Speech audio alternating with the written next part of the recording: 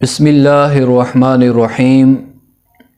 معزز ناظرین کرام، سلسلہ ہے قرآنی واقعات کا۔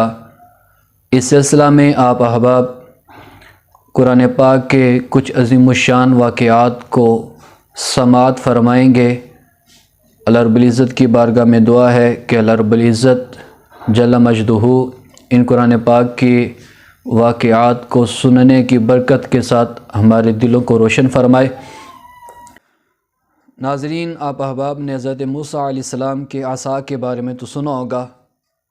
اس عصا کی تاریخ، اس کی ہسٹری بہت قدیم ہے، بلکہ یوں کہیے کہ حضرت آدم علیہ السلام جنت سے جب دنیا پہ تشریف لائے تو آپ اس عصا کو اپنے ساتھ جنت سے لے کر آئے تھے،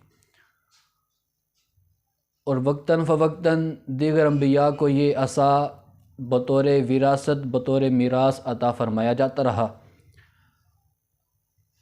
اور جب حضرت سیدنا شعیب علیہ السلام جو قوم مدین کے نبی تھے، ان کو یہ عصا عطا فرمایا گیا، اور حضرت شعیب علیہ السلام نے اپنی بیٹی کے نکاح کے وقت یہ عصا حضرت سیدنا موسیٰ علیہ السلام کو عطا فرمایا۔ اور اب اس عصا کا حضرت موسیٰ علیہ السلام کے پاس آ جانے کے بعد بہت سارے کام ہیں جو حضرت موسیٰ علیہ السلام اس عصا سے جو ہے وہ اپنے حل کرتے ہیں۔ کتب تفاسیر میں اس حوالے سے بہت کچھ پڑھنے کو، سننے کو، دیکھنے کو ملتا ہے۔ ان کاموں میں سے کچھ کام اختصار کے ساتھ عرض کر کے آج کے اس پہلے واقعہ کی طرف میں بڑھنے جا رہا ہوں۔ حضرت موسیٰ علیہ السلام اس کو ہاتھ میں لے کر، اس کے ساتھ سہارا لے کر چلتے تھے۔ اس سے بات چیت کر کے دل بھی بہلا لیا کرتے تھے، اور اس عصا کو جب روشنی کی ضرورت ہوتی تو یہ مشعل کی طرح روشن ہو جایا کرتا تھا۔ کنویں سے پانی بھرنے کے وقت اس کا رسی بن جانا اور اس کی دونوں شاخوں کا ڈول بن جانا، یہ بھی حضرت موسیٰ علیہ السلام کے عصا کا واقعہ ہے۔ بوقت ضرورت یہ عصا درخت بن جاتا تھا، اور حضرت موسیٰ علیہ السلام کی خواہش کے مطابق انہیں پھل بھی اس درخت سے عطا فرمایا جاتا تھا۔ اس کے علاوہ بہت سارے کام ہیں، تو بلا تاخیر آئیے آج کے اس بلا تاخیر حضرت موسیٰ علیہ السلام اس لاٹھی سے بڑے سارے کام جو ہے وہ نکالتے تھے، بہت سارے کام کرتے تھے، لیکن قرآن پاک میں اس عصا کے 3 واقعات بہت زیادہ شدت سے جو ہے وہ ذکر کیے گئے ہیں، بہت زیادہ مشہور ہیں۔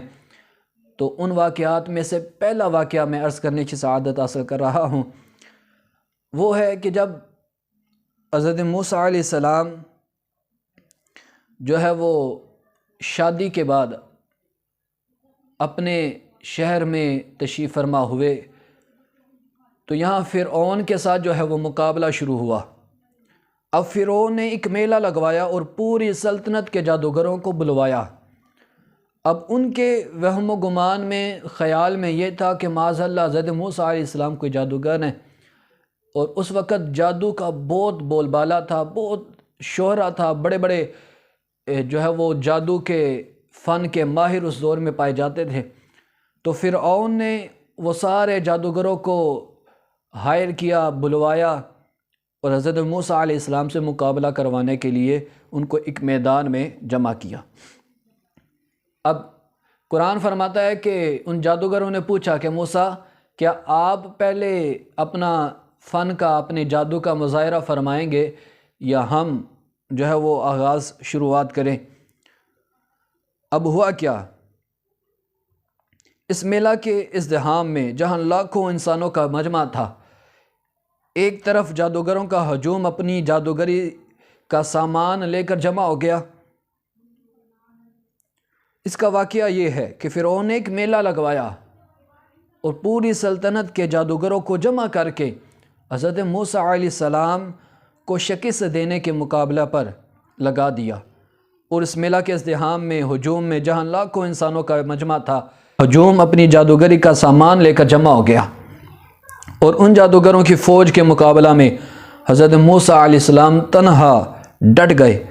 جادوگروں نے فرعون کی عزت کی قسم کھا کر اپنے جادو کی لاٹھیوں اور رسیوں کو پھینکا تو ایک دم وہ لاٹھیاں پورے میدان میں سانپ بن کر پھنکاریں مارنے لگیں اور پورا مجمع جو ہے وہ خوف و ہراس سے ڈرنے لگا، اور پورا مجمع خوف و ہراس سے بدحواس ہو کر ادھر ادھر بھاگنے لگا۔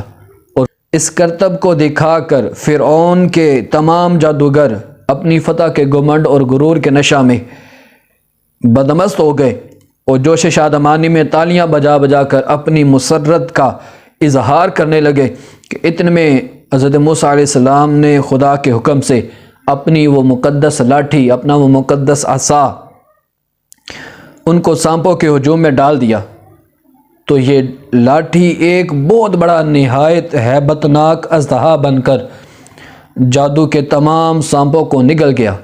یہ معجزہ دیکھ کر تمام جادوگر اپنی شکست کا اعتراف کرتے ہوئے سجدے میں گر پڑے اور یہ بآواز بلند یہ اعلان کرنا شروع کر دیا، آمنا برب ہارون و موسیٰ، یعنی ہم سب حضرت ہارون اور حضرت موسیٰ علیہ السلام کے رب پر ایمان لائے۔